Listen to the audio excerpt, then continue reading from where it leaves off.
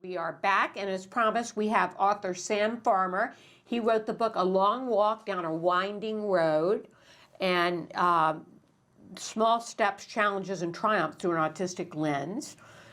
Sam, welcome to the show. Thank you very much. Great to be here. Sam, the book is great. I read it last night, and it is a kind of book that you can read in one reading, which I love. And you kind of intentionally did that, didn't you? My sole intent, thank you, with this book was for people to read it however long it would take to read it. Not that I expected it to be read more than once, but just to write it so that people reading it could benefit, hopefully, from what I had to say. It's kind of a combination of self-help and memoir, wouldn't you say? Exactly. It was exactly with that intent that I wrote the book, correct. Well, I really loved it too, and I was saying in an earlier show when we were talking about you being on that I think it's the kind of book, it's a great gift book because it's a great gift for any autism parent that you have to hear, again, from that lens of someone, as you say, that has an autistic profile. I love how you refer to yourself that way. But I also, I have a teenage son, and I'm excited to give this to him because I feel like it's kind of a roadmap for him, some things to consider. I found myself thinking about, you remember years ago in the 80s when they had that little Life's little instruction book? And it was little one-page things, and it was like, do this, and these are the keys to success. And I feel like you did that for anybody who's on the spectrum. Well, thank you very much. I did that as best I could. Well, it's really exciting. So for those who haven't read it, can you give them just a little bit of a history about how you came to your diagnosis? So I think of my life as kind of generally being in three phases. Phase one started really when I was just shy of 3 years old. That's when my mother and I, with the help of a learning specialist, discovered that I had a learning disability. It was a learning disability in auditory perception. And for all those years, from being just shy of age 3 up to age 40, that's all that I ever thought of my profile, so to speak. Then, to make a long story short, for reasons that I'll spare people of, unless you want to know more details, just let me know. I underwent a neuropsychological evaluation at the age of 40, one conclusion of which was that I had an Asperger's profile. And so I equate that event with the beginning of phase 2 of my life, which I call the enlightened phase. Partially informed was partial because I knew of my learning disability, but not of my autism spectrum profile. And now that I had that missing puzzle piece at age 40, I call that enlightened. Because in hindsight, I see that as the beginning of me finally having a more complete picture of who I was. And then, about 3.5 years ago almost, my mother passed away, and for reasons that I can't really properly explain, I felt compelled in the midst of her loss, or my loss, that I should acknowledge all the work that she did to help other people, where she was a social worker, a marital and family therapist.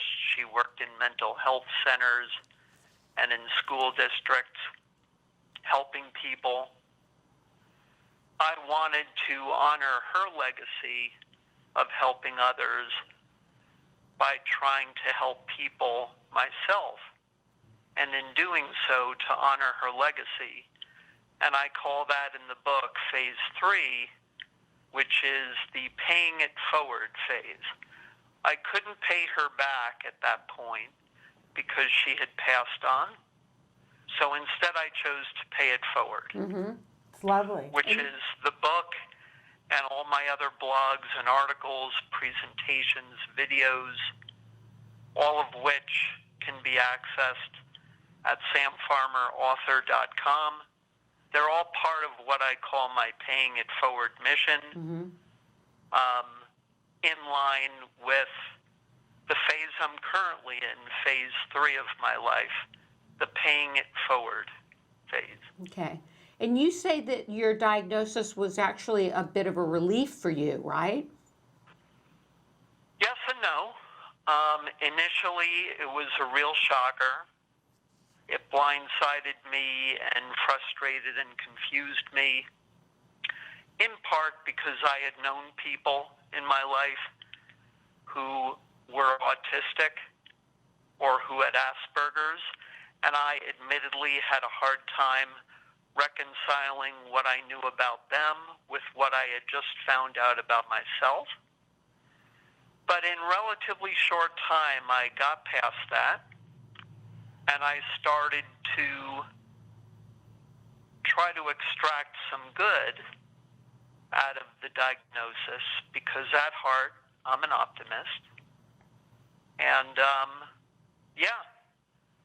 a bunch of questions, long-standing questions for which I could never find satisfactory answers, finally were able to be answered. And it encouraged me to get help.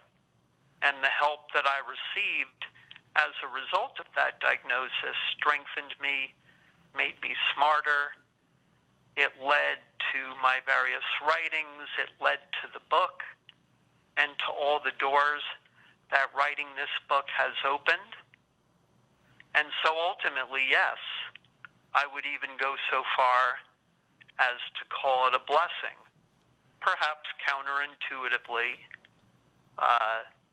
not everybody is going to think of an autism spectrum diagnosis as a blessing, but I'm fortunate to have been able to adopt that outlook on the diagnosis. Right. I love the way you formatted this, that, you know, you have different chapters that address different issues of a life. I mean, there's a whole chapter about employment and some of the issues that you know, and you tell us sort of the story in the beginning, and then you take issue by issue and sort of chunk it and give advice that I think is invaluable for any teenager, but especially if you have a kiddo on the spectrum. Amazing. But I was so moved in the book, Sam, by how you talk about the change that fatherhood made in you and the things that it made you look at. And in particular, as a parent of a kiddo on the spectrum, there are several times in the book where you bring up this thing that you call tuning out. And I think that every autism parent should read what you have to say about that. Can you just briefly describe for them what you mean by tuning out? Well, by tuning out, it kind of happens out of the blue for no apparent reason. I'll just stop being aware of what's being said, what's going on in my surroundings. This will happen often in long meetings that sometimes drag along, that my mind will drift. It'll drift to something else that's been on my mind. Just a general loss of awareness of one's surroundings, and then for whatever random period of time, without necessarily having to be prompted, I'll snap out of it and I'll come back to awareness. And it's just one of those things that happen that I have to contend with.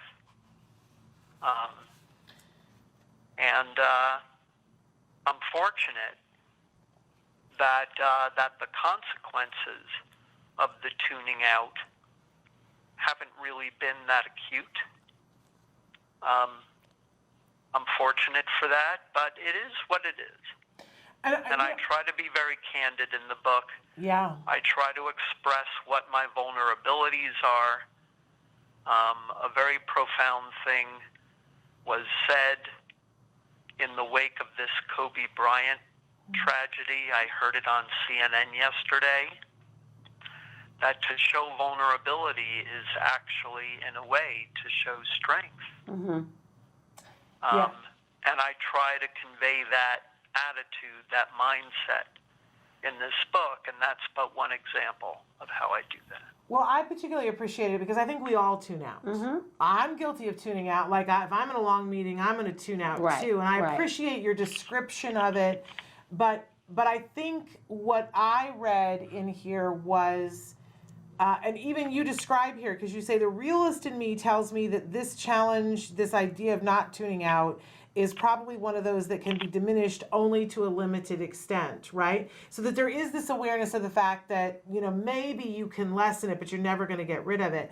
But what I read, what I got from the book is that it's not entirely a choice. Mm-hmm. And that maybe those of us who tune out, I can say to myself, focus, and I'm able to refocus. And so my assumption as a parent is that my son can do that too. Mm-hmm. And your book reminded me that it isn't always a choice for people. Right.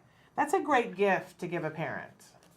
Correct. Absolutely. There are things that those of us on the spectrum will do that admittedly are beyond our control. Mm-hmm.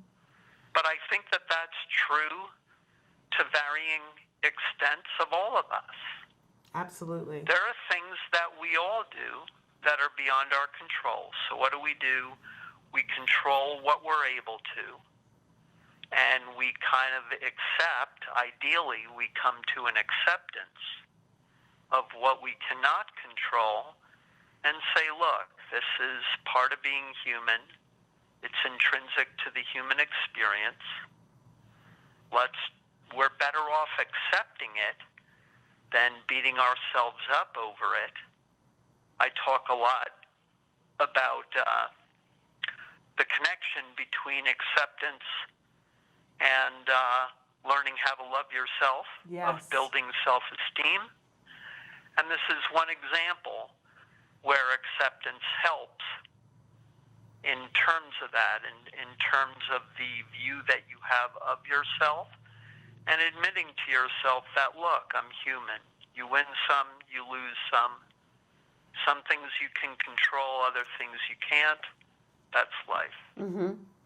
Yeah, and you actually have a chapter 2 on bullying and your experience with that. Can you talk a little bit about that? Wow, as far as bullying goes, loaded subject, a number of key points. One of which is that there are a couple of things that you can digest mentally, I feel, that can help you to rise above bullying. One of which is to realize that bullies themselves are human, that they themselves might have been bullied at some point in their lives, that they also need help. And all of this is easier said than done. But if you're able to have that wisdom of who the bully is, of knowing how he or she operates, that you can use that to fortify your defenses for when and if you and the bully cross paths. You're better off having that understanding than if you don't. Number 2, as we've seen, certainly in recent years, in terms of all the divisiveness in our politics, the hate that we've seen in society, the us versus them tribalism, as I refer to it somewhere in the book, is that there's a darker side to humanity and to human nature that we need to acknowledge. I celebrate and champion all the efforts that are going on out there to try to combat bullying and to put a stop to it. But realistically, granted, human nature, not easy for me to say this, but I fear that bullying is here to stay. And if it is here to stay, it's of paramount importance that we try to rise above it.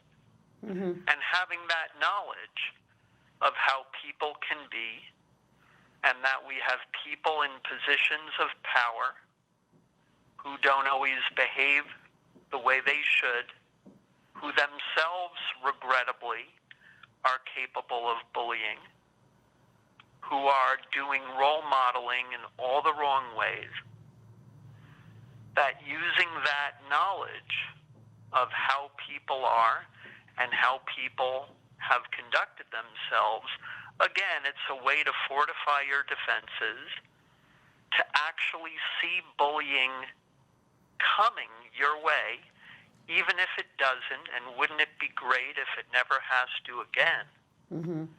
that if you see it coming, you can prepare yourself accordingly, that when and if it does happen, you're ready for it, and you're mentally prepared, and you can rise above it. Mm-hmm.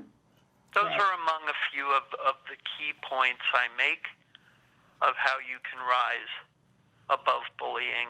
And of course, as I often say in the book, the critical importance of getting help, of finding someone to talk to, and that's help not just for the victims, but for the bullies themselves. Yeah. I'd argue on both ends, help is needed. And then if it happens, we carve out a better world for all of us. Well, it is a lovely book. I love this, the cover, because I think it's a roadmap, through the forest and the trees, to get to the place of that self-acceptance that you were talking about, and that self-love. Great read for a parent to get insight into what it is like inside the brain of someone who has an autistic profile, and great book to give our teens to help them, teens and adults, to find a way through. So, Yeah, and to build self-esteem. exactly. Sam, thank you so much for being with us and for writing this book. Remind us again where we can go to get the book. You can go to Amazon, do a search for A Long Walk Down a Winding Road, but my recommendation is simply to go to www.samfarmerauthor.com.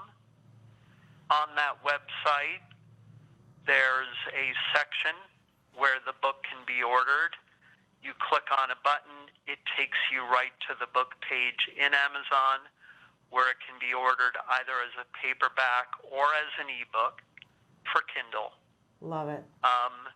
And in addition, like I said earlier on that site, links to blogs, to articles, links to my Facebook page, a contact page that I encourage everybody to use if you want to get in touch with me directly with any comments, any questions, and an area where you can specify your name and your email address to join the mailing list for my newsletter, where when I've published a new article or I've done a new video or I want to announce when and where there's a book event, everybody on my mailing list gets newsletters with all of that information on new content, events, etc. Great. Love it. All Right, at Sam.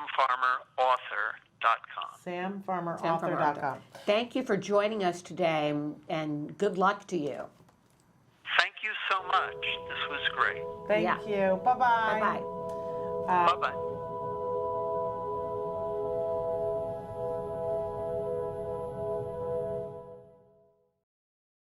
Hey, Hey, thanks for watching Autism Live. To subscribe, click here. And if you'd like to check out some more of our videos, click here.